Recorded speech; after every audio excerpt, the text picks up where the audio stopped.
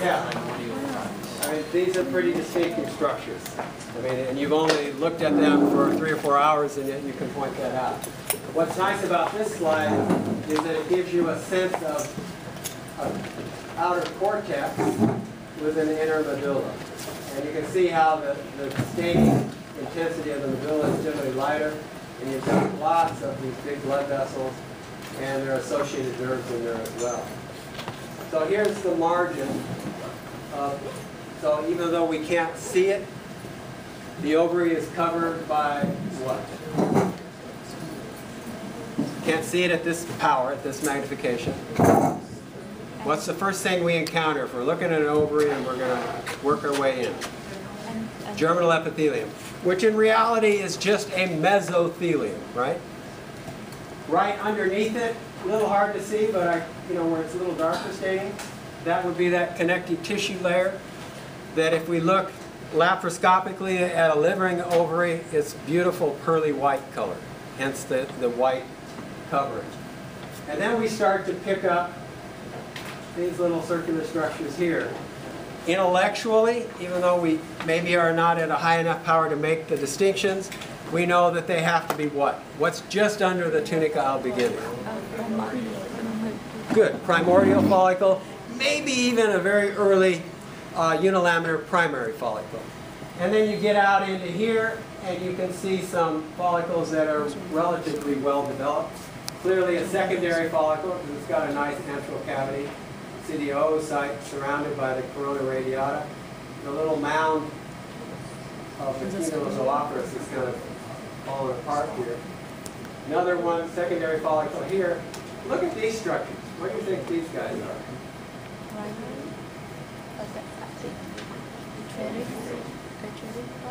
I'm hearing atresia. These are markers of atresia, but specifically, what are those units? They're the zona pellucida. Remember, a zona pellucida is a glycoprotein that is rather resistant to degeneration. So it's the last thing left. And they oftentimes, as Nigel showed you in lecture, assume that collapsed posture. All right? Realize that at any stage, whether it's primordial, primary, uni, or multi, any stage of a secondary follicle, you can have atresia. All right? And generally the cells the nuclei get pycnotic or dark staining, the cells start to pull apart. They don't look healthy. Okay, so the tunica albuginea is up here, and the germinal epithelium beyond. These guys are what? And you know that because that squamous covering, all right? But look at this puppy. This is beautiful, almost textbook. And we can even be more specific. We can say that it's a what kind of primary follicle? Unilaminar. In other words, just one layer of these cuboidal cells that are going to become the granulosa cells. Yes, Gary? On the slide, you see it said it was a secondary follicle. I guess I'm having hard to ensure the secondary follicle. All right, that's a fair question. Let's go back. Secondary follicles. I like to look at it as a really broad range. At one end, the most extreme would be a mature Graafian follicle that's about ready to pop, about ready to ovulate. Right? Got a big, well-developed antral cavity, the cumulus olophrys. Go back down to the other end, think of a multilaminar primary follicle. And then just beginning to accumulate fluid in and among the granulosa cells. That's a secondary follicle. Very early. And then you've got everything in between. These are nowhere near Graafian follicle size. Okay? Well, this is an important sense to keep in mind. And I only have the numbers for human ovaries, so that's what I'm going to use. The ovary is what? 3.5 to 4 long, 3 or so wide, or 2 or so wide, and a centimeter thick.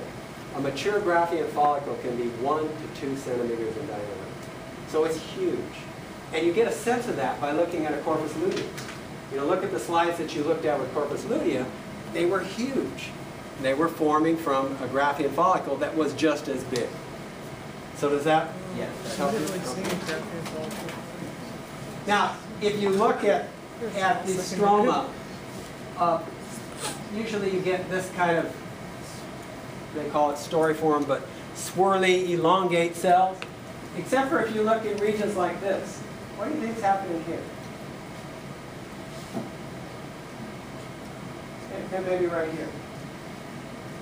That's a tangential cut through the follicle. Remember, these puppies are spheroidal. So if you cut like this, you're looking at granulosa cells here, put down on top of it. So above and below the plane of section, you're going to run into the oocyte. Okay? What are we looking at here? Multi-laminar. Excellent. Multilaminar primary follicle. This is a nice setup because you can identify several important structures. When you start getting those squamous cells of the primordial follicle plumping up to cuboidal cells is when you first start to get that zona pellucida developing as an interface between the oocyte, whose nucleus we can't see here in this plane of section, and the surrounding granulosa cells. Now what's really cool about that structure is that these cells, granulosa cells that are in contact with the oocyte, send little stubby microvilli surface projections into the zona pellucida, which meet comparable projections from the oocyte, and you've got a gap junction. Right? That locks them together so that when they're ovulated, that layer, which we call the corona radiata, is expelled with the oocyte. Okay? The other thing that's nice is that you get a sense between, if you look at this outer layer of granulosa cells, nice plump cuboidal cell. You don't see it very well, but there's a basement membrane here. And then these cells that are in contact with that basement membrane would be the theca interna, right? And remember, these are the cells that ultimately will produce androgens, which are passed to the granulosa cell and then made into estrogens and progesterones, okay? So, secondary follicle, big old hunking cumulus oophorus here, you know, maybe plane of section that we can see the antral cavity here. We can see the nucleus. So here's the liquor folliculi. These granulosa cells around here are sometimes called the membrana granulosa. But you can see the theca, I'm kind of trying to trace the theca interna. And the externa is just fades into the surrounding connective tissue. It doesn't have any hormone, steroid-producing capacity. Higher power. You can see nicely the oocyte, zona pellucida, corona radiata, which I like to look at as a subset of the cumulus oophorus. And then the liquor folliculi filling the antral cavity. This is a nice shot because, again, I showed this to many of you as I worked around the lab today. Look how big the corpus luteum is in comparison to the whole rest of the ovary. You know, so you want to keep that in mind. It's a huge structure there. You still got some primordial follicles happening here. But because the product progesterone feeds back negatively on the hypothalamal pituitary axis, you have a decrease in FSH and LH, which means you're not having a whole lot of follicular development going on when you've got this puppy in town, okay? Only after it regresses, then you get, again in the next cycle, follicular development. So if, let me go back here.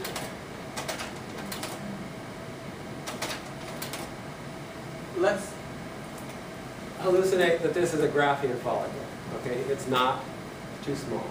But we've expelled the oocyte on ovulation. These granulosa cells then fold in to the cavity and fill it up more or less, all right? As they do, they drag in with them some of these theca interna, which adhere to this basal lamina or basement membrane, right? So that if we look closely, most of these cells here are what we're going to call granulosa lutein cells, okay? Which were granulosa cells in the developing follicle. Some of them, particularly which have been dragged in here, tend to be smaller, like maybe that cell here. What you need to do is think back on that beautiful micrograph Nigel showed in his lecture. Those are going to be the theca lutein cells, which were part of the theca interna. Right next to that, what we're going to call is, what about this couple? What's that one?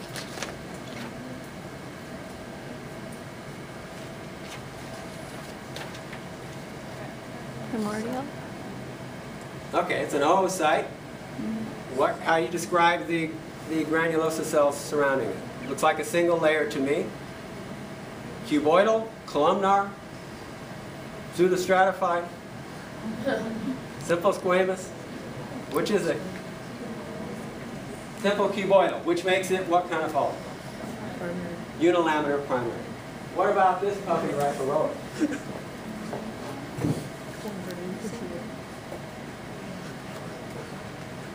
Which makes it primordial. Right? This is an exquisite, but you don't get much better comparative contrast here. Can you say that again?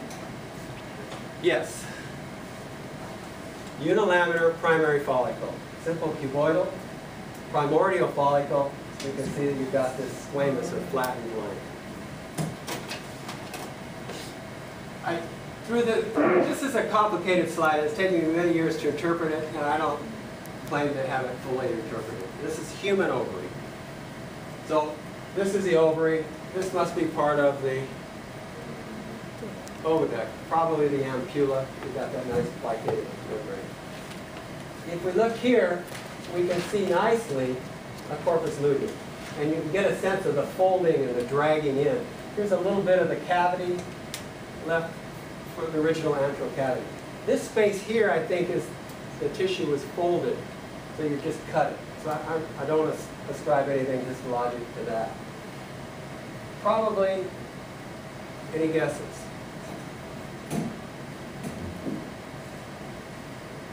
Probably a corpus allocans right here. And same cell and second verse right there. All right, let's leave that puppy behind. So, oviduct. Again, we want to use the term plicate, which simply means folded mucosa, which you can see clearly here. So you've got a folded mucosa, not much of a submucosa, and then the muscularis. At higher power, I mean, you can clearly see the fuzzy little crew cut appearance of the cilia. So there are ciliated cells here. But it's these guys right here, which are PEG cells, all right?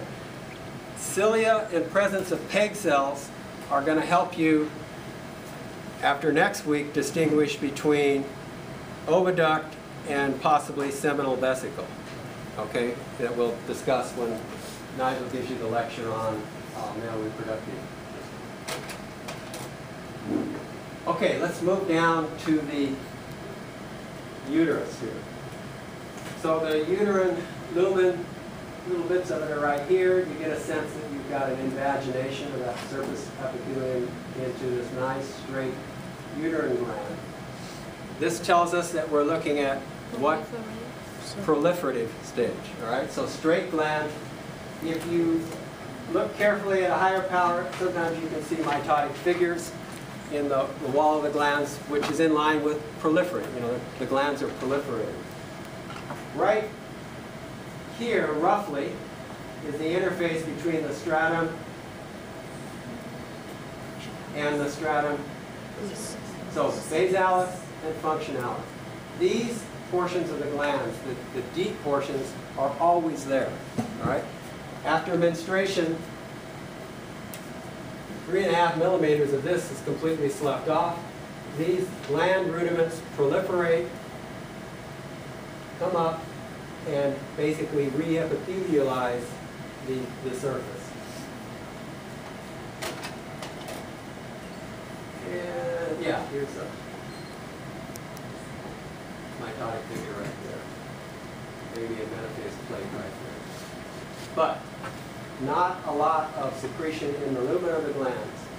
And the surrounding connective tissue isn't edematous, so it's pretty dense in terms of cell types. If we go to a endometrium that's in the secretory phase, you see that the glands are much expanded, little bits of stuff in it, glycogens being secreted along with bits of mucus. You're not going to find many mitotic figures, and you get this serrated or sawtoothed appearance to the luminal profile, or sometimes a corkscrew, but not just the straight glands of the proliferative that you see in the proliferative phase. Here's a higher power of that. You can see that clearly secretions starting to accumulate in the lumina of these endometrial glands. The surrounding connective tissue can get edematous, especially towards the end, right before menstruation. Okay, this is a really nice low-power shot of one portion of the exocervix. All right. So this would be the endocervical canal. Another way of looking at this is take this section of tissue and rotate it completely around. You get a feel for what the exocervix looked like if you were looking up a vaginal barrel separated by speculum. All right? So what we've done here is cut away the exocervix from the vaginal wall of the vaginal barrel, which would go up here. Here we've got the cervical canal. These would be what? Glands. Cervical glands. And if you're looking for the squamo-columnar junction, that's the first thing I do is locate where the glands, because it's going to be somewhere in that region. All right? Note that we've gone from a body of the uterus where you've got an endometrial lining and then lots of myometrium, smooth muscle, to a structure that's got an epithelial covering, stratified squamous non-keratinized to simple columnar, but not a lot of muscle in there at all. Mostly a dense connective tissue. And here is about as good as it gets for the squamo-columnar junction. So non-keratinized stratified squamous, we've got nuclei here, pretty much abruptly ending, and we pick up simple columnar. Finishing up with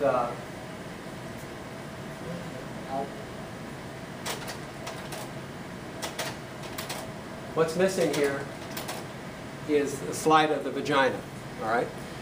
So let me talk you through that, especially given that some of the slides that I looked at today did not have any muscularis, all right? It was clearly stratified squamous non-keratinized, and also if you looked at the slide, there were a lot of glands. I suspect that what we're looking at is a sample taken from the vaginal barrel as it comes to meet the outside world at the vestibule. In that region, you have a bunch of greater and lesser vestibular glands that provide the mucus to allow for intercourse, non-painful intercourse, all right? But there you don't have a lot of muscle. It's all connective tissue. So there were some slides here that did have the muscularis, okay? So in reality, it could superficially look like the esophagus, same kind of epithelium, stratified squamous, non-keratinized, sitting on a lamina propria. But in the esophagus, remember, we've got that muscularis mucosa. All right, so that's a key feature to keep in mind. You're not going to see that at all in the vagina. All right, after the virtual vagina slide. Resting mammary gland. Note that we've got some larger ducts and then a lot of these little clusters of terminal ductules, right, that haven't developed the secretory alveoli, all of which are embedded in what kind of connective tissue out here? Dense, irregular. Good, dense irregular connective tissue. Keep in mind that the connective tissue that surrounds the terminal ductules and whatnot is a loose connective tissue. And even in this one, we can see lots of adipose tissue surrounding this cluster of lobules. If it's an active, a secreting mammary gland, you have those terminal ductules develop the secretory alveolar cells. So you end up with a tubulo-alveolar gland. And look at the secretion, just chock full of the secretion. You have minor ductules, and feeding into a duct here. Remember, secretion of all of this is mechanically driven by those myoepithelial cells that surround all portions of the ducts and the secretory portions. So when they get that oxytocin stimulus from the posterior pituitary, contract and force it out. Keep in mind also that on the nipple, each mammary gland has, what, 10 to 12 lobes, which means each lobe is drained by one lactiferous duct. So you get all lobes firing, or another way of looking at it, if the little one suckling loses its grip on the nipple, and you get a look at the nipple, it's like a shower head. So you have 10 or 12 streams of milk flowing out, which tells you that there are 10 or 12 lobes per gland. And then each lobe divided further into sublobules. When you get this development, you have a reduction in the amount of dense irregular connective tissue that you see in the resting gland, because you've got this unbelievable proliferation of the secretory units, as well as accumulation of more fat. So that's going to do it for female reproduction.